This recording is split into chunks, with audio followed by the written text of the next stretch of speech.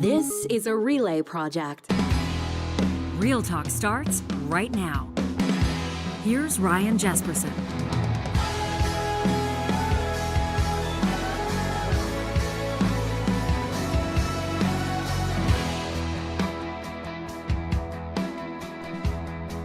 You know, there's a lot of folks who believe that issues shouldn't be both-sided. Would it be both-sided, Johnny? I think it's both-sided. I'm saying it, pronouncing it like that. What am I talking about? On purpose.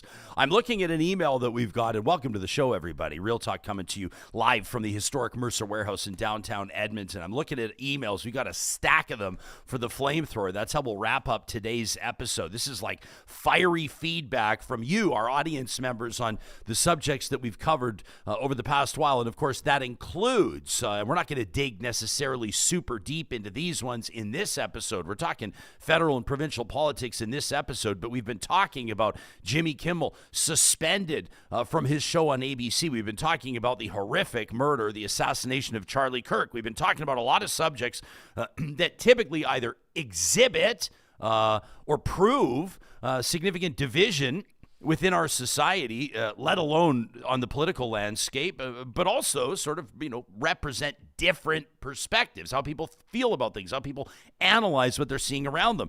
And we have people writing into the show saying, don't both sides this stuff. You guys can't try to both sides everything.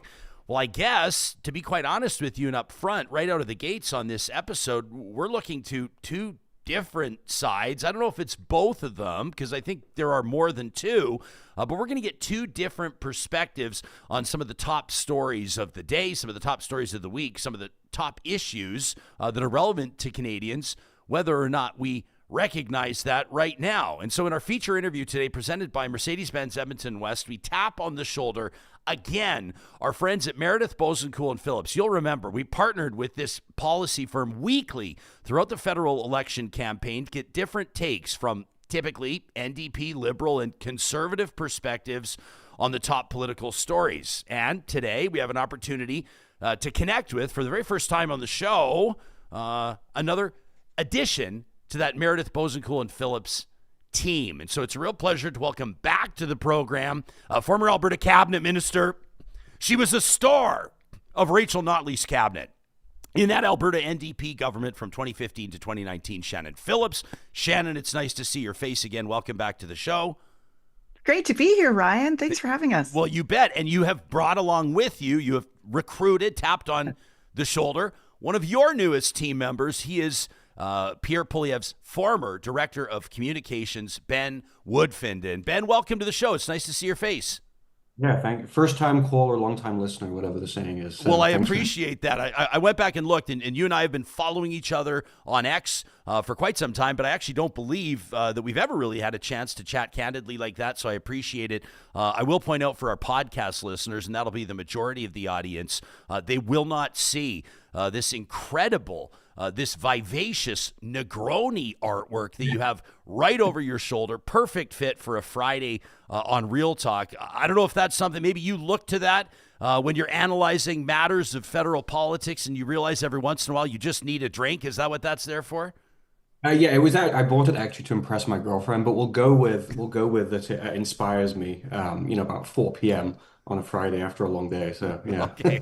I like it. It works. A lot of people will be listening to this right around that time. Shannon, before we get into this, we've got a lot to cover. Canada and Mexico strengthening ties in face of the Americans. There's a lot happening at home, of course, as Parliament resumes. But I just want to talk about Ben while he's right here with us. Let's talk about Ben while he's in the room. Talk to me about the makeup, quickly, of MBP, of your policy firm, and why it's such a priority. It's obvious, the sort of the ethos of your team. You're building it from a ton of different political perspectives, a ton of different political experience. Why is that so important on the political strategy or the advisory front? Well, we believe really strongly in the strengths of a multi-partisan approach. And that means it's not nonpartisan. we actively encourage every single one of us to be as partisan as possible. And one of the things that Ken and I often will say in panels and in other discussions is we believe there should be more partisanship. People think that, partisan is a bit of a swear word, if it's a bit of a pejorative. I actually think it's the opposite. When it's at its highest and best forms, it's about fealty to a certain set of ideals and a certain set of principles. And we think there should be more of that, not less. Because what that leads to is not being acrimonious or mean to or disagreeable to one's opponent. It's recognizing those higher qualities in the opponent and engaging in politics on those terms.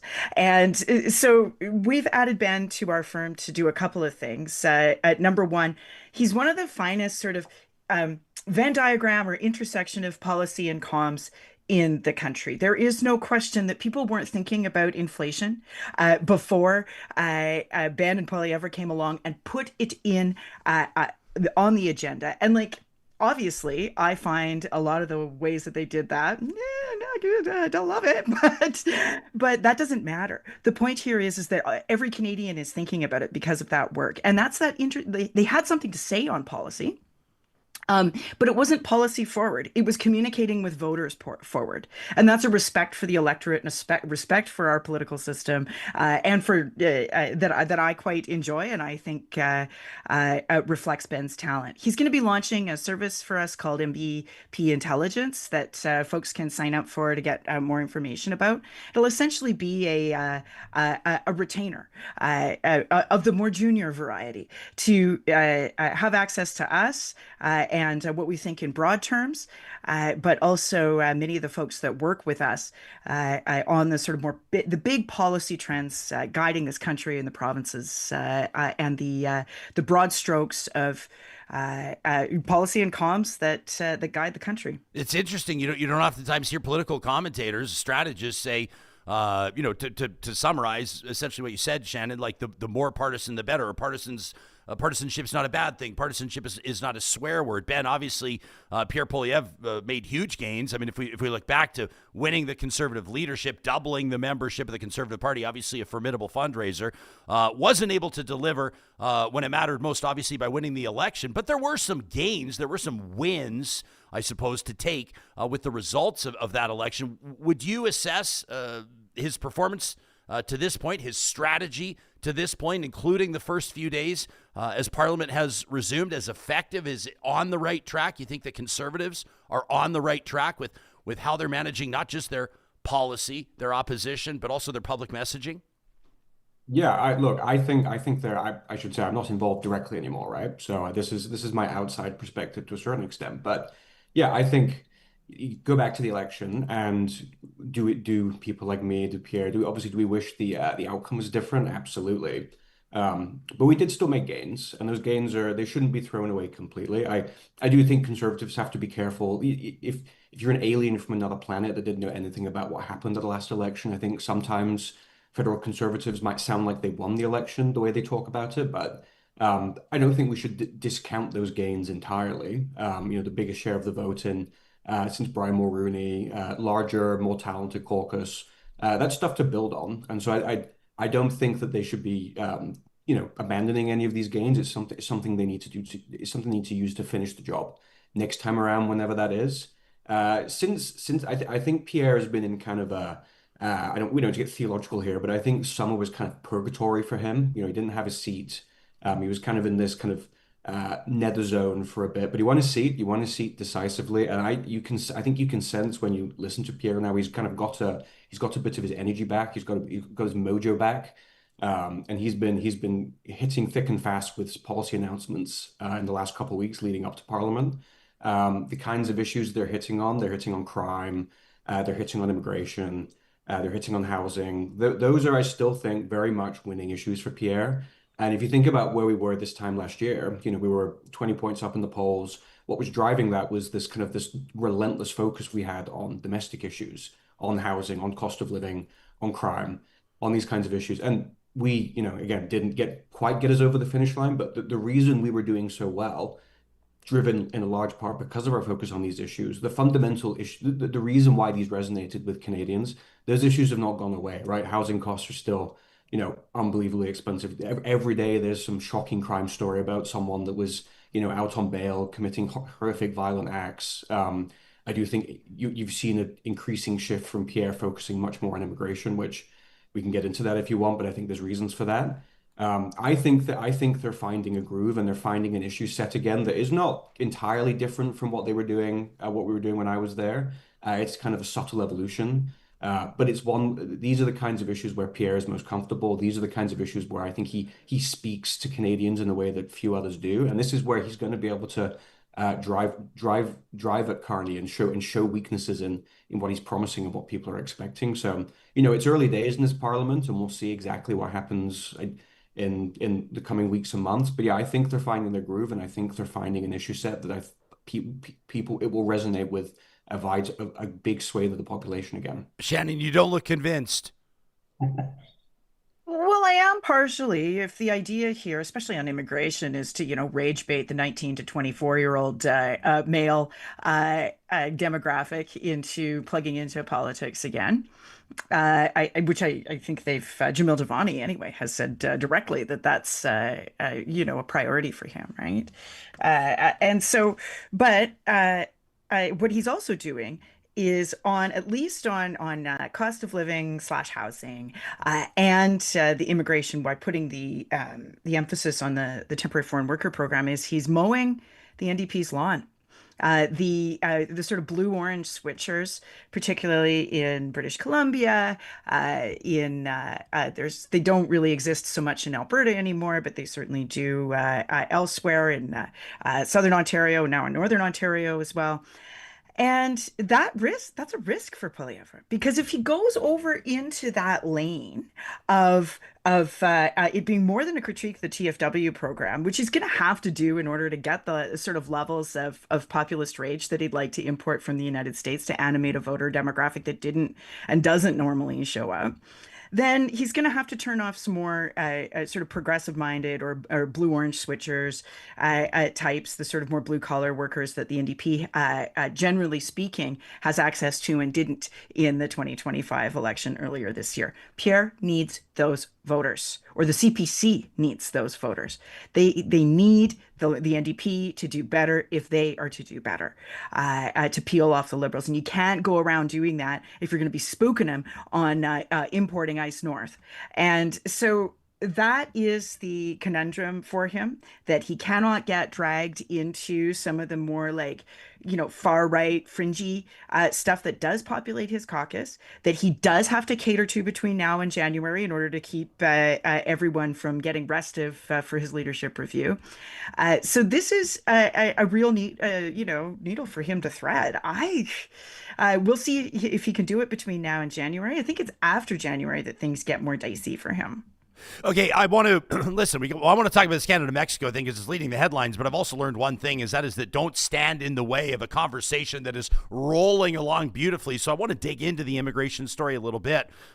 In particular, the angle on temporary foreign workers, making news this week in a couple of different Canadian provinces, including our home province of Alberta, as Alberta's Jobs Minister, Joseph Scow, has essentially called for Canada's TFW legislation. I'm referencing reporting here from the Edmonton Journal. People can read edmontonjournal.com, calling for an end to the federal temporary foreign worker program. Minister Scow saying that basically immigration pressures are prompting job seekers in the province of Alberta to essentially give up. The Premier has directed the minister, she telling reporters, to use all legal means to secure more provincial control over immigration. Alberta wants more say there, but Alberta's not alone. BC's Premier, David Eby, pushing for changes to the temporary foreign worker program as well in a meeting with the Prime Minister. This reported by Ian Bailey, Emily Haas in the Globe and Mail. A short time ago, Eby arguing his case to the PM, saying that the TFW program's got to be overhauled or even scrapped, saying, quote, the program is not working for anyone. I am, says Premier Eby, very hopeful that the PM has heard me on this. He's taken some significant steps to address these challenges, but there's a lot more to do. Ben, you're not advising Mr. Poilievre anymore. Let me ask you this. If you knew the Poilievre, or you do know the Poilievre playbook, and you were advising Mark Carney, you're seeing this pressure from the premiers, acknowledging the numbers. What does this federal government need to do, number one, to be effective, and number two, to get the dogs off their back? Well, I think they should do what they've been doing, they've done already, which is they should keep stealing some ideas from Pierre. Okay. This program is, I think it's the TFW program is there's a reason why this is the program specifically that the Conservatives are looking at, right? And why premiers and provincial governments are looking at. The program is ripe with abuse. The name itself has a kind of reputation. I don't think that precedes it. I don't think this program has ever been particularly popular with Canadians, but I don't think it's necessarily been front and center in the window. I think conservative Pierre was very good on distinguishing on this. He separated there's certain sectors, agriculture specifically, where I think people make different arguments.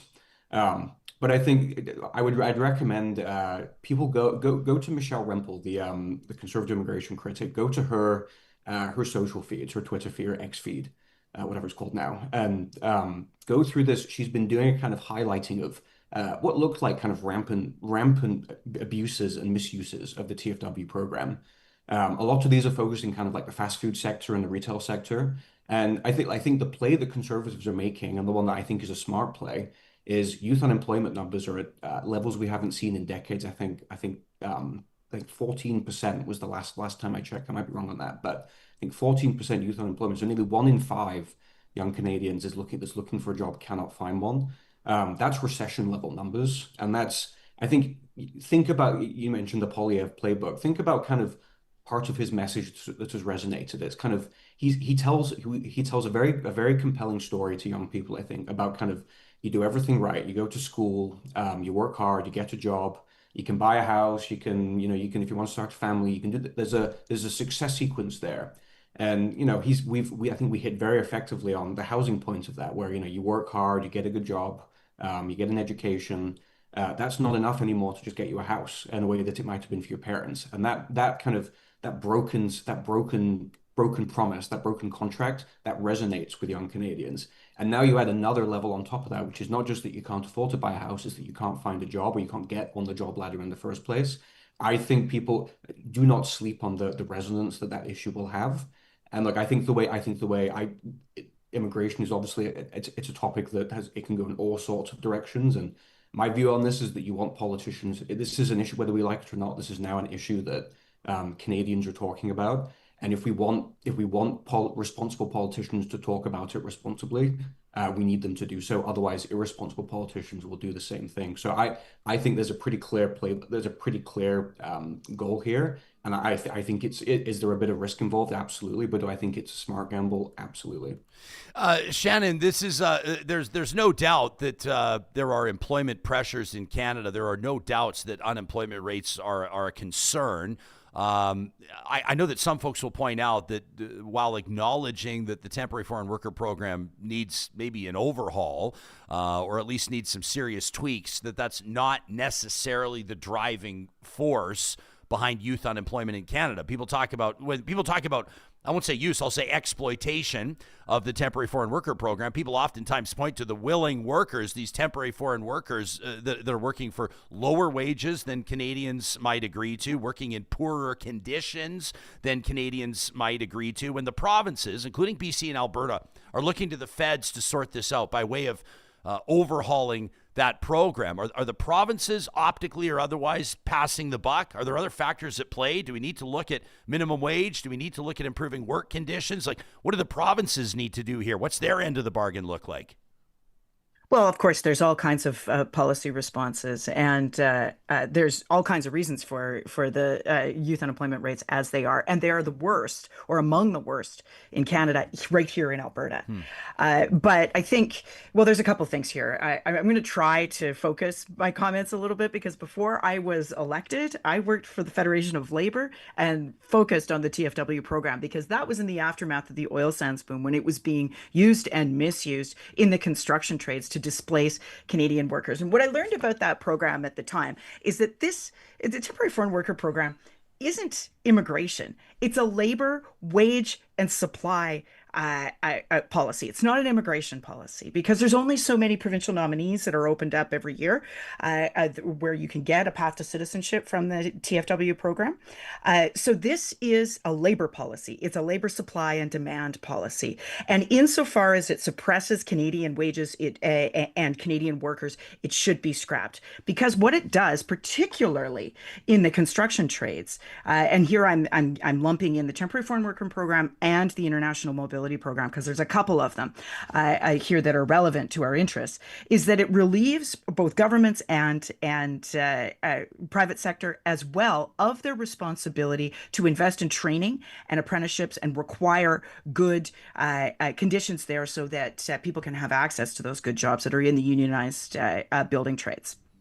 So when you ask about what the provincial responsibilities are, provinces do a terrible job of investing in apprenticeships, making sure that we have apprenticeship completion, particularly here in Alberta. Our numbers are lamentable.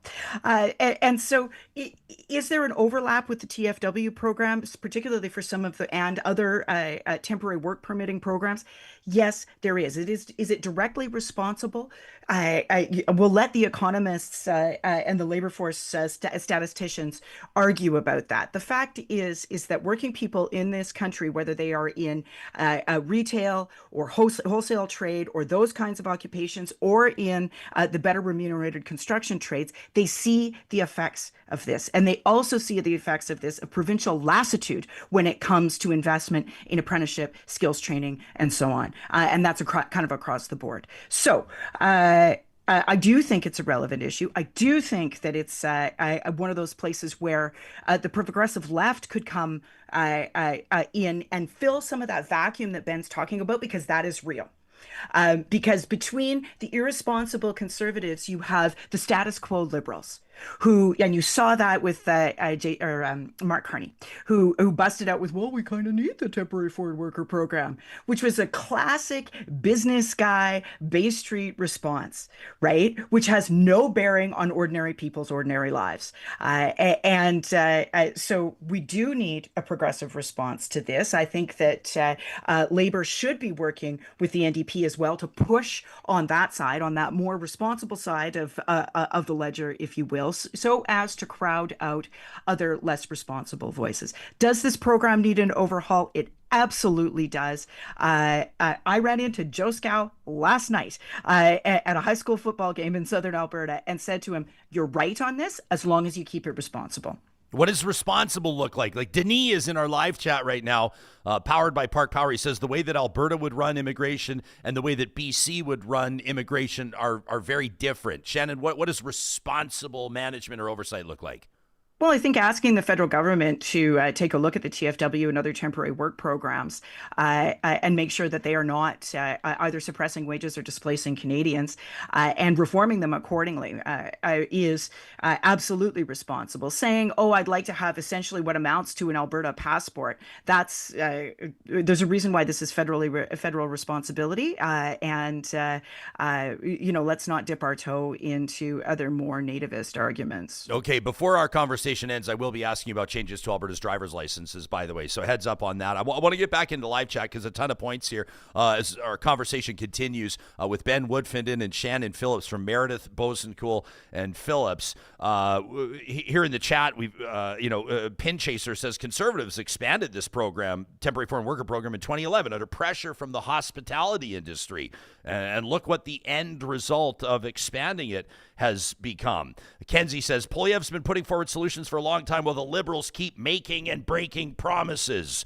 Randy says, as if all the Conservatives who want the TFW program scrapped and all brown immigrants deported because they want their jobs at Timmy's, making beds at hotels and motels and picking fruit and veg on farms. Come on. Jillian says, I can't stand the racism behind temporary foreign worker program. Says if it was really about TFWs, they would take their anger to the businesses that are hiring them instead of attacking immigration and immigrants as a whole. Ben, optically, strategically, do the Conservatives have to be careful how they attack this program for fear of coming across as flat out racist? Yeah, look, I think that it's always going to be that conservatives are never going to get the benefit of the doubt on something like that. So they do have to be extra careful on these kinds of things. But I do think they're being smart on this, and they are talking about they're not targeting the immigrants, they're targeting the corporations and the kind of big corporate interests that are abusing this program. I'm going to reference again Michelle Rempel Garner, who's doing, I think, a very good job on this.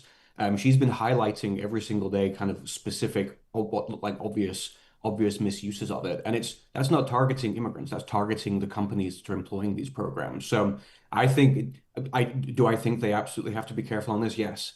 But do I also think there's an opportunity for them here to kind of continue to kind of, something we were conscious of, and I think did quite effectively when I was working for Pierre, is there is a perception that the Conservatives are the party of Bay Street, the party of kind of corporate interest, and it's silly. The Liberals are the party of Bay Street. I think that's always been the case.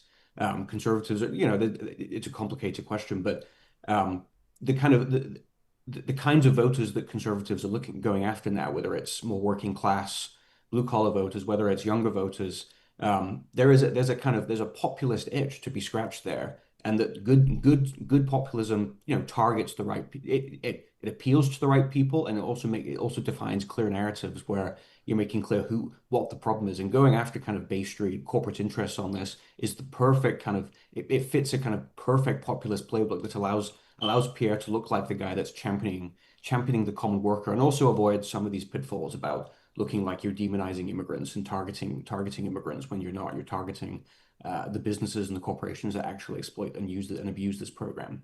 Super Chat Ken says, I do agree that most of the program has to go. Says it basically defies the entire supply and demand economy and forces wages down. Ken says, instead, we need targeted immigration for rural and healthcare needs.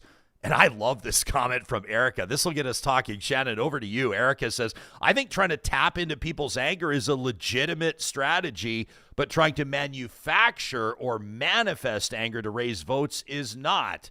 She says many people see through that. I think Erica hits the nail on the head. You got to tap into people's anger. If you're on the doors, if you're a true grassroots politician, that's obviously what should drive a lot of your advocacy, isn't it? What people are dissatisfied with? You have to start there, but it goes to a different place depending on who's in your voter universe. I don't want to get too technical on this, but progressive universe voters want that sort of anger to be sort of resolved in a way that articulates a vision for more togetherness, where, a more conservative I would say universe voter is happy to sort of live more in the grievance world. In my experience, anyway, that's kind of a bit of an ephemeral way to articulate it, and probably people will freak out when I say it, but it's true because you're dealing with a different kinds of voters, and I just know that from years, a decade of standing on people's doorsteps, that folks that were more open to voting for me and the team that I represented were more interested in some sort of resolution to that grievance. They weren't interested in it going on endlessly. Of course, this was in the early days of sort of everything being algorithmically driven. And the algorithm, obviously feeds on rage. It feeds on anxiety. It's there to push those buttons. That's how those guys make money, so that they can go and kiss up to Trump in the Rose Garden. But I would say that even still, some of the old rules from before everything was so algorithmically driven still apply. That progressive-minded voters want something that resolves it. Okay, Canada and Mexico have a new agreement. Sort of like, well, I guess in light of challenges negotiating with the United States, in the face of the United States, however you want to frame this. Two North American nations are excluding the United States in trade talks, and they've reached a deal. The leader of the opposition, Pierre, is, he's not convinced that it's a meaningful step forward. I'm going to ask Shannon Phillips and Ben Woodfinden about that in just a second. First, I want to make sure that you know what's happening at the University of Alberta right now. A new era of health research. Health research has just launched this new era at the U of A with the establishment of the Diane and Irving Kipnis Health Research Institute. It's going to bridge the gap between scientific discoveries and health outcomes, accelerating the translation of research into real-world care and improving the lives of patients across Canada. This has been made possible through an incredible $25 million gift. The Kipnis Institute will transform the future of healthcare for Canadians and beyond. 3 key features at this new institute: the AI and Health Hub, which enable real-time access to provincial health data; the Health Research Translation Unit, a cornerstone for health innovation; and, of course, the Lymphedema Research and Training Program. It's going to expand access to evidence-based therapies. This new Diane and Irving Kipnis Health Research Institute will advance health discovery, translation, and commercialization globally, and in the process create economic opportunities and healthier populations. Win, win, win, win, win. You can learn more about how it's driving change by checking out a beautiful tribute video at uab.ca/Kipnis. Our friends at the Edmonton Chamber of Commerce with an important notice for you coming up on Friday, September 26th. The municipal election, of course, just around the corner, and the Chamber is opening the floor for real conversations, inviting you to join them at the World Trade Center, downtown Edmonton, for their municipal candidate meet and greet. This is featuring council candidates from every ward and at least 6 mayoral candidates. Your chance to connect directly with them, hear their vision. Member tickets are just $10. You can reserve your spot today. That's next Friday. The Municipal Candidate Meet and Greet presented by our friends at the Chamber. Get your tickets today at edmontonchamber.com. I want to talk to you about how Albertans are winning with Play Alberta. Not only is Play Alberta the most safe and secure way to bet casino, sports, and lottery online, and not only does all revenue go back to the province, but Albertans are winning big every single day. 10, 50, even as much as $100,000 is won daily on Play Alberta. They've even made millionaires. And best of all, for a limited time only, new players can receive a $1,000 casino bonus. You can download the app anywhere you get your apps, and make sure you check out all those great offers. Get started today. You can find out more details at playalberta.ca. And if you'll be entertaining this weekend, I want to remind you, the butchers, the bakers, the produce team at your local Friesen Brothers is ready to make you look like an absolute genius with a custom cut bit of Alberta beef, maybe Alberta pork, Alberta chicken, Alberta bison, whatever it is you're looking for, the freshest sides.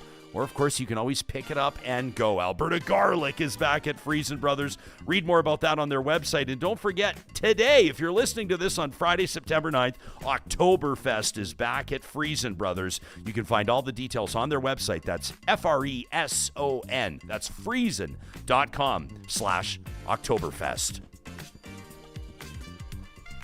Hanging out with 2 political experts coming at it from different sides of the coin. Shannon Phillips, a longtime Alberta NDP MLA and Cabinet Minister, Ben Woodfinden, and most recently Director of Communications for Conservative leader, official opposition leader, Pierre. Canada's Prime Minister has just returned from Mexico, where he met for basically 1 day and 1 day only with Mexico's President Claudia Sheinbaum, returning, as the Globe and Mail Stephen Chase is reporting here, with the signing of a strategic pact in the face of the U.S. trade war. The Prime Minister basically says that this will be a closer tie with Mexico against the backdrop of rising American protectionism and the likelihood that American President Donald Trump will soon make major demands to renegotiate the trilateral, we call it CUSMA, you can call it the USMCA, a lot of people will call it NAFTA 2.0. Ben, your former boss, not convinced that this is anything significant, tweeting just a couple of hours ago, does Pierre Poilievre. Prime Minister Carney returns from Mexico, I'm showing it on my screen right now, with nothing other than another fake deal about dialogues, elevating our partnerships, orienting joint actions. Poilievre says committees will meet, talks will be spoken, pictures taken. Poilievre says we've had free trade with Mexico for 3 decades. Today's visit adds nothing but photo ops. take us into the conservative perspective on this and what you think Pierre Poilievre could do differently. Look, I think the term, when I was reading the Globe story this morning, the term that the name for this is the comprehensive strategic partnership. And my comms 101 advice is always use words that mean something. And I don't comprehensive strategic partnership is the perfect kind of vague, nebulous. You could mean all sorts of things, and I think that is what Pierre is getting at. That they can go that. I think the Prime Minister is doing the right thing by trying to going to somewhere like Mexico City and trying to build relationships with the Mexican president, but we need to see concrete deliver. We need to be actual deliverable. Right? There need to be action. There needs to be outcomes that actually help us. I'll remind people about a few months ago when it was still this was a Trudeau government. There were stories floating that we were going to try. We just thought we could bully the Mexican. We could just take the Mexicans out and have our own bilateral agreement. The Mexicans probably didn't react too kindly to that, and I suspect vice versa we would not have done the same. So building these kinds of ties with one of the other three partners in these upcoming negotiations is going to be important. So I think going down there and actually building those relationships matters. But there does need to be serious outcomes from these things where we actually see concrete, whether it's concrete things that are signed or actual real deliverables that are going to show that we actually are building better relationships with our counterparts in Mexico, and they're actually doing something. It's not just currently going down there and paying a visit to the president and then coming away empty-handed. How simple is this, Shannon? Is it that Pierre Poilievre, to gain traction with Canadians, has got to convince him that he could do a better job, and Mark Carney, for job security and for the betterment of the country, has to get a deal done, right? Well, look, Pierre Poilievre might have been in Parliament for 20 years, but stuff like this, on the actual substance of it, shows he doesn't know shit about how things have gone down between Canada and Mexico over the last decade or so. I did a trade mission to Mexico during the negotiations of CUSMA the first time around, and I will tell you that those were very difficult relationships between Canada and Mexico was going and doing their own thing with the United States. So, when the Trudeau folks kind of floated, oh, well, we could kind of go our own way with a bilat. Mexico had been doing that for, since 2016, 17, whenever it was that things were under negotiation the first time around. Look, this is actually a tough relationship. I know I sort of reacted at the time. I was like, what do you mean we're not working together? What do you mean we're not actually, working in more partnership? We're not. And so this is actually a BFD for Carney to be going there to get actually some sort of public representation of a cooperation. Now, yes, Ben's right that on the communications merits, where the Carney government and the PMO has been falling down and likely will continue for the next little while, is on some of the more I guess like performance art pieces of this, where they are very much talking in corporate speak that doesn't really resonate with anybody, but on the substance, I do award points on this, and it will be in Canada's interest to continue that conversation and to work together even a little bit, because we haven't necessarily in the past, and that conversation has been difficult between Canada and Mexico, and that negotiation didn't exactly work with us three-legged racing at all the first time around when we had to take on Trump 1.0. So sometimes in opposition, you say things, just because you have to respond to something, and you come off a little bit, in purple prose, like you're way too over the top, you're way too overwrought. I think this might qualify on that, and where he should be positioning himself is more around strengthening Canadian interests to not be losing jobs south of the border in steel, aluminum, in auto, because it is happening at an alarming rate.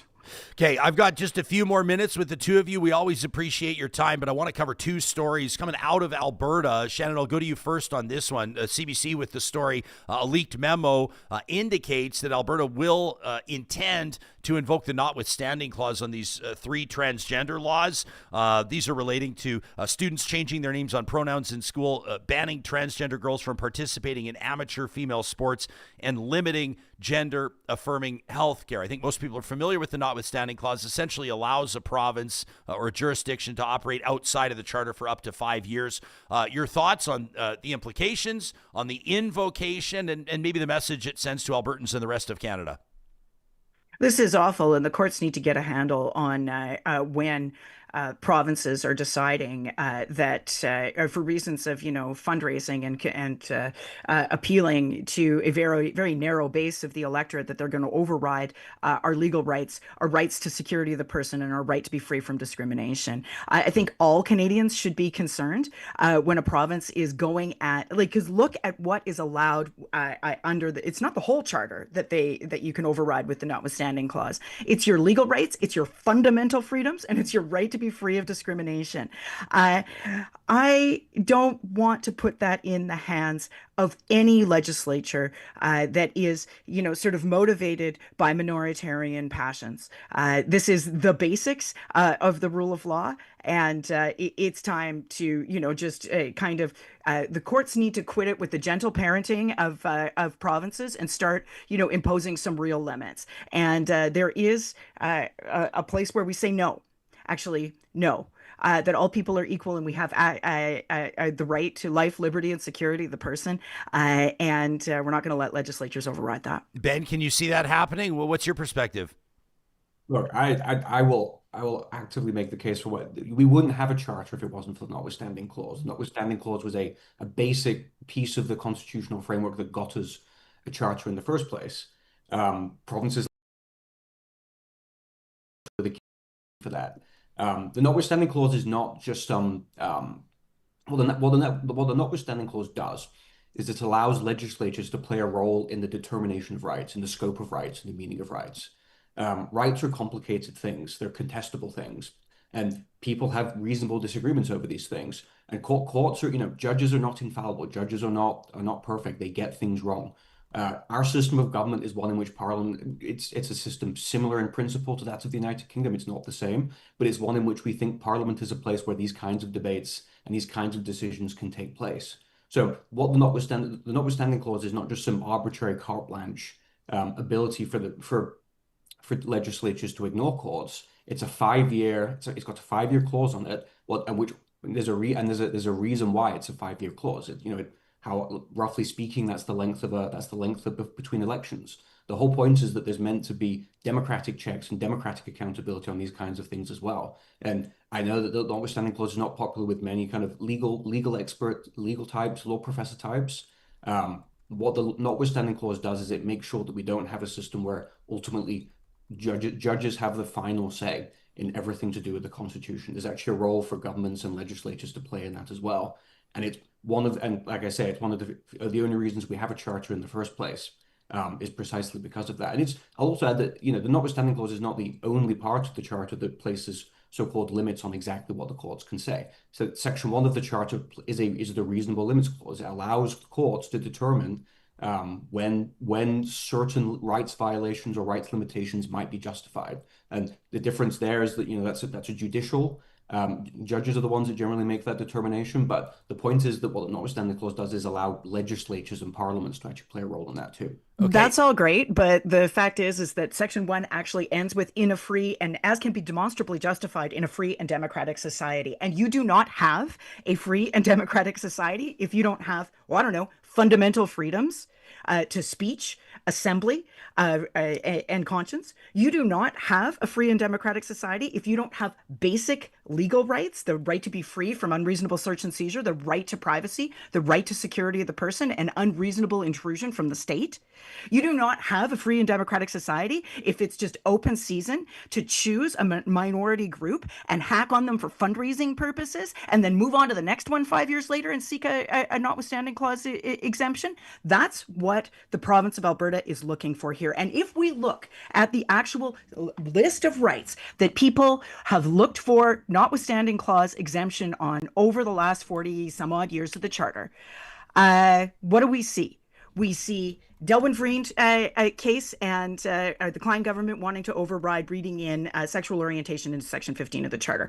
We see Quebec trying to, override people's freedom of faith and conscience, which I would think that conservatives would care about, but I guess not. Number three, we see now these trans rights, and we see Ontario with the right to assembly and free association guaranteed under the Charter for labor unions. So in every single case that I've just enumerated, and there are others, when the provinces want to override the Charter or their our legal rights and a right to be free to discrimination, you see revanchist, regressive policy.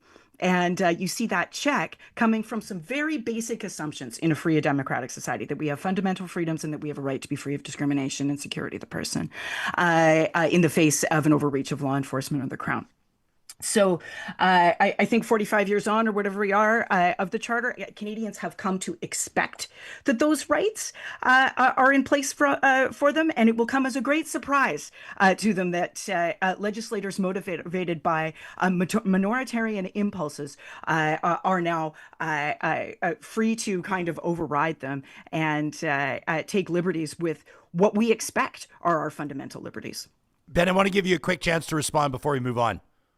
Yeah, two quick things. I'll say one, this is precisely why the notwithstanding clause has a limitation in it, right? If Canadians agree with that and Canadians are concerned with that, they have every right every couple of years to throw out those governments and bring in new governments that will disagree with them on that. So that's the beauty of having the democratic check there.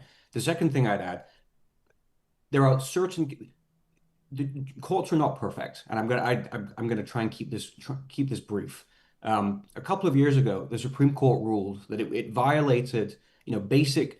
I'd have to pull up the exact quote, but a man who murdered 6 Muslims in a mosque in Quebec City because they were Muslims, it was ruled that his rights were violated because he was only going to be eligible for parole after 40 years. The court was wrong about that. It was a shocking decision, and it showed that these courts, the people on these courts, judges are not perfect. They don't, and these kinds of things are not things that they have some unique monopoly on. So what the notwithstanding clause does is precisely it allows other inputs here. It allows accountability, not just for legislatures who actually might use it. It also allows some accountability for judges that might might issue rulings like that I think the average Canadian probably finds outrageous.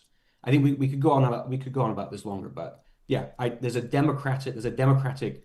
I agree that I want to live in a free and democratic society, and that's a basic bedrock part of our constitutional order. The notwithstanding clause is an important part of that democratic framework. Okay, in closing, I want to give each of you like a minute, just cards on the table. I'm recording with Kathleen Petty west of center today, so I got to bolt hard out, but I have to ask about this driver's license story. Some people think it's an absolute non-issue. Some people think it's a great move for convenience and efficiency. Other people think that it's another dog whistle. Alberta will include citizenship data, either explicitly included or omitted based on someone's citizenship status. If you're a Canadian citizen, your Alberta driver's license will have CAN in the top right corner. If you're not a Canadian citizen, it will not. Shannon, you're shaking your head. How come? Well, first of all, this is going to be an implementation boondoggle. There's no question in my mind about this. We have privatized registries, and it's like there's going to be a mess with that. And politically, I wouldn't be touching this with a 10-foot pole. People take it really seriously when you mess around with their information and their documents. Number two, I won't be providing this information if I can all avoid it. When I need proof of citizenship, I have a document for that, or a couple of them.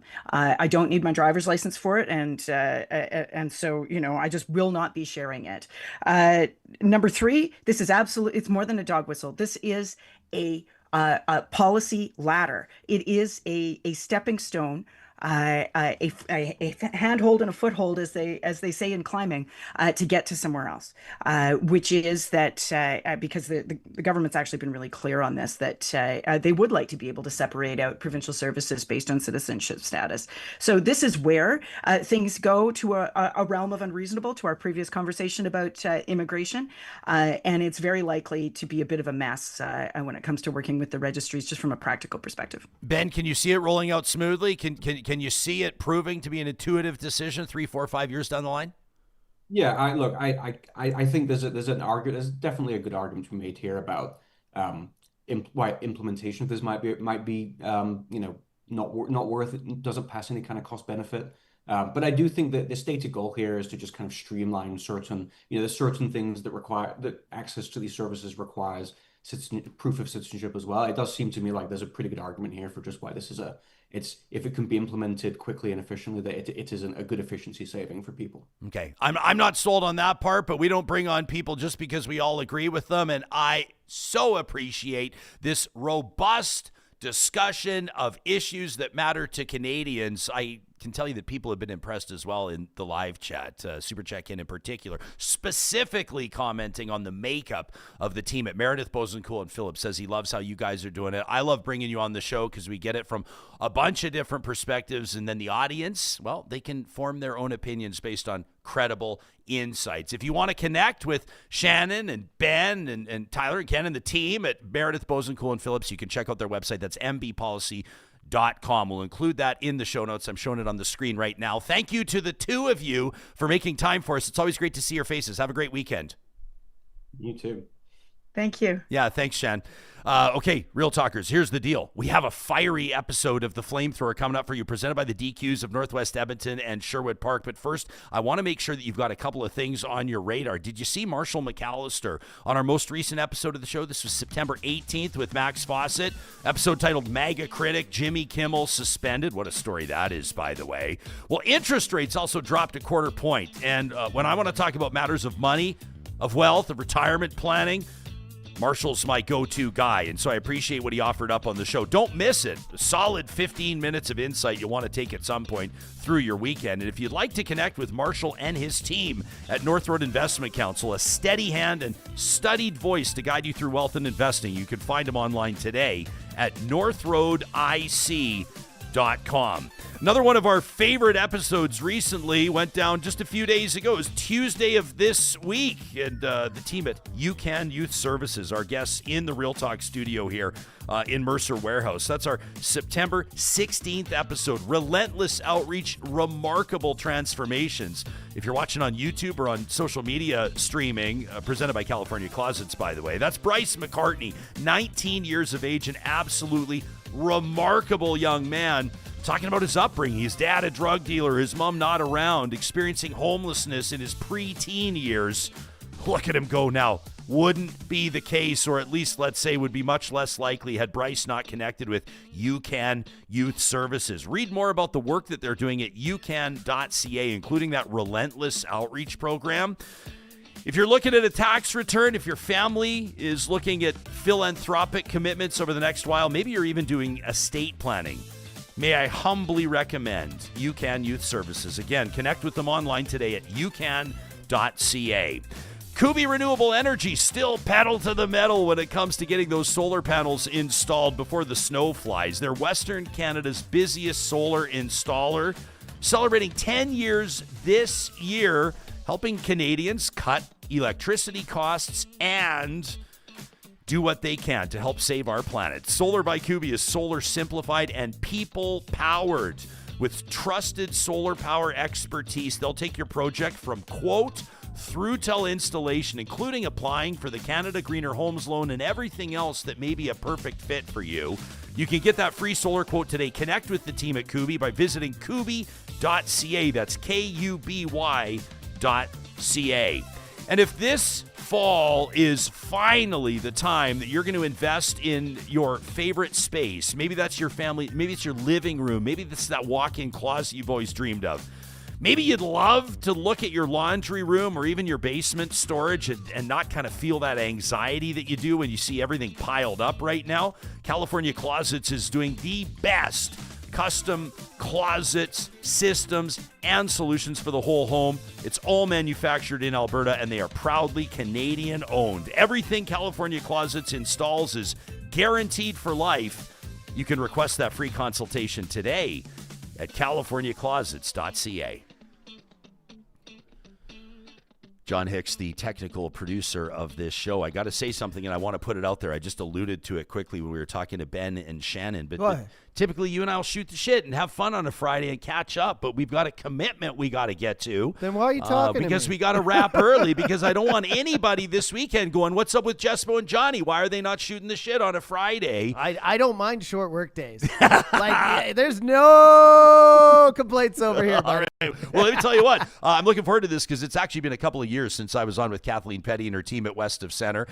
This is one of Canada's more popular. Amazing. Yeah, I know. We don't listen to any other podcasts at all. But when we do, it's West of Center, so it's going to be good. You knew that's what I was alluding to, because I was like, oh, that sounded like I'm insulting the host, but I was I know trying what to you're joke saying. that we only live in our echo chamber. If you have any free time, you should spend all of it on Real Talk. I just listened to old episodes. Except for maybe West of Center this weekend. So we're looking forward to that, but that means that we're rolling in hot to this. This is our weekly tradition presented by our friends at the DQs of Northwest Edmonton and Sherwood Park. Real takes from real talkers.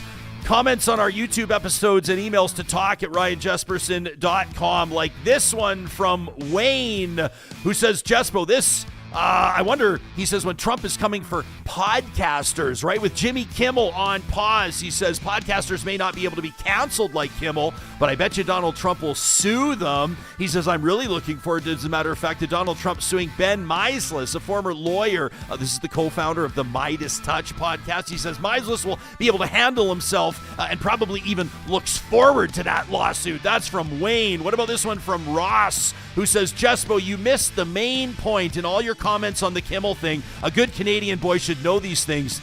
Jimmy Kimmel just isn't funny. That from Ross. Ross, I totally disagree. What about this one from Robert, who says, Jespo, I'm enjoying the conversations on Real Talk, but I beg of you, please don't both sides this time in history. The sides are insanity, and there's out-of-control bigotry.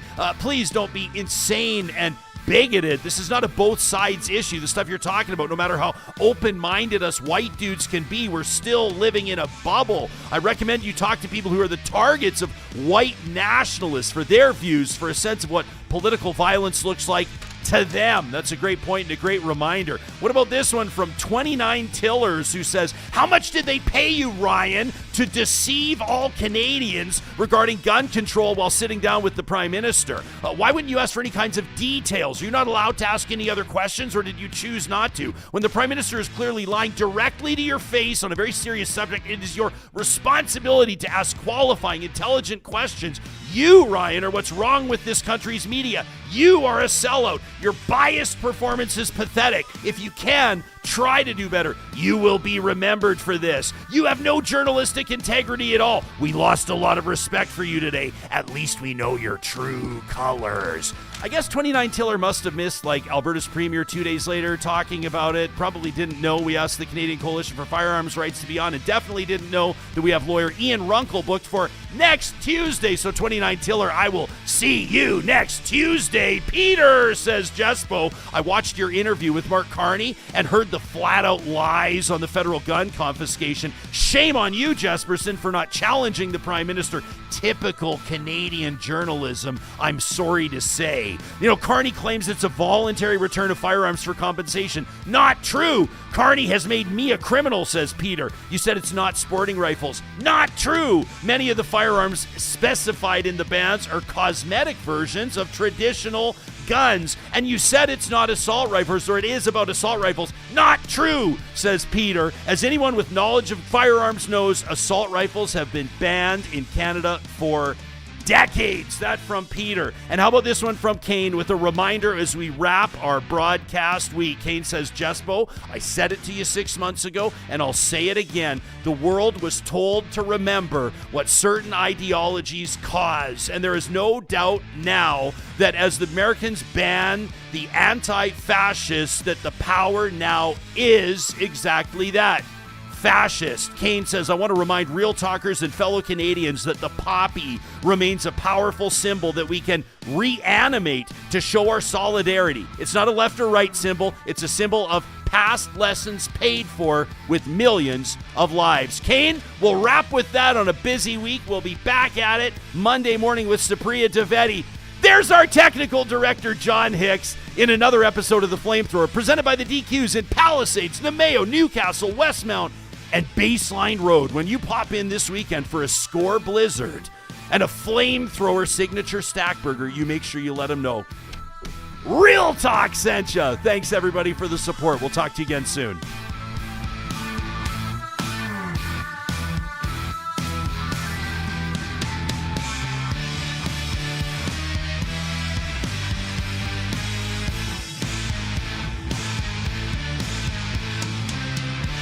Real Talk is hosted by Ryan Jesperson, executive producer Josh Dunford, technical producer John Hicks, general manager Katie Cook-Chivers, account coordinator Lawrence Derlego, human resources Lena Shepard, website design Mike Johnston, voiceover by me, Carrie Skelton.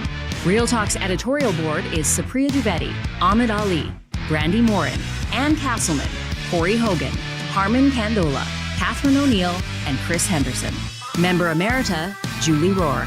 Real Talk is recorded in Edmonton, Alberta on Treaty 6 territory, the traditional and ancestral territory of the Cree, Dene, Blackfoot, Saulteaux, and Nakota Sioux, home to the Métis settlements and the Métis Nation of Alberta. Real Talk is a relay project. For more, check out ryanjesperson.com.